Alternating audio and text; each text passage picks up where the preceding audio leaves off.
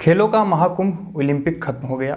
भारत ने 7 पदक अपने नाम किए, जिसमें नीरज चोपड़ा के द्वारा 13 वर्ष बाद हासिल एक स्वर्ण पदक भी शामिल है। पर एक सवाल सबके जहन में हर 5 वर्ष पर अवश्य आता है कि 125 अरब से अधिक आबादी वाले देश में आखिर ऐसा क्यों है कि पदकों की संख्या दहाई तक भी नहीं पहुंच पाती है। क्या क्रिकेट नामक खेल ही वो वजह है जिससे ओलंपिक गेम्स में भारत निरंतर पिछड़ता रहा है, या कुछ और है इसकी मूल वजह? सौरभ की बात में हम आगे इसी बात पर चर्चा करेंगे।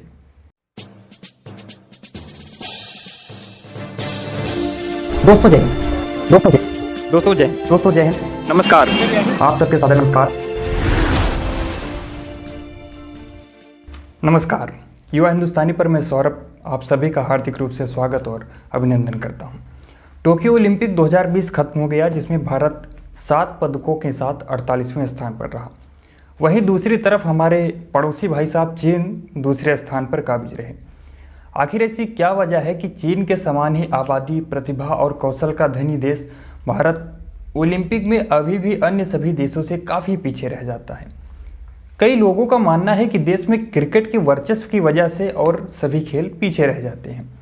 इस दावे में कितनी सच्चाई है, इसके लिए चलिए एक नज़र डालते हैं पदक तालिका पर, ओलंपिक पदक तालिका पर। इस तालिका में 6वें स्थान पर काबिज है ऑस्ट्रेलिया नामक देश। और आप जानते हैं कि इस देश में भी क्रिकेट का खुमार ठीक उसी तरह है जिस तरह से भारत देश में। पर उसके बावजूद इस देश ने पदक तालिका में न सिर्फ 16 स्वर्ण पदकों सहित 46 पदक हासिल किए हैं, बल्कि टॉप 10 में भी अपना स्थान बनाया है। तो इस यक्ष प्रश्न को इस तर्क पर खारिज कर देना कि सिर्फ क्रिकेट की वजह से ही भारत इस महाकुंभ में एक सम्मानजनक स्थिति तक नहीं पहुंच पाता, ये सही नहीं होगा। हमें यह मानना चाहिए कि क्रिकेट भी अन्य सभी खेलों की तरह ही एक खेल है और इसे हमें एक खेल की तरह ही समझना होगा, ना कि अन्य खेल के दुश्मन की तरह। ऐसे कई अवसर आए हैं जब क्रिकेट ने हमें, आपको और समूचे देश को गौरवान्वित होने के लिए एक अवसर प्रदान किया है। क्रिकेट को दोष देने के बजाय हमें दोष देना चाहिए उन सरकारों को जो अन्य खेलों को एक स्तरीय इंफ्रास्ट्रक्चर और फैकल्टी नहीं उपलब्ध करा सकी।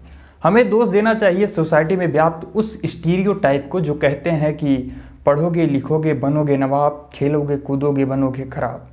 हमें दोष देना चाहिए स्वयं को, जो कि अन्य खेलों के महत्व को समझने की कोशिश नहीं करते। जब तक हमारे खेलों की संस्कृति में सभी खेलों को समान महत्व नहीं मिलेगा, तब तक हमारे लिए ओलंपिक में टॉप 10 में आने का यह सपना महज एक सपना ही बनकर रह जाएगा।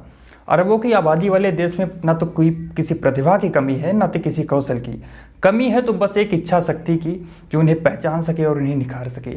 यदि इस कमी को दूर कर लिया जाता है तो वह दिन भी दूर नहीं होगा जब हमारा भारत देश क्रिकेट के साथ साथ हॉकी, फुटबॉल और टेनिस जैसे खेलों में भी अपना लोहा मनवा रहा होगा। बहुत बहुत धन्यवाद। जय हिंद।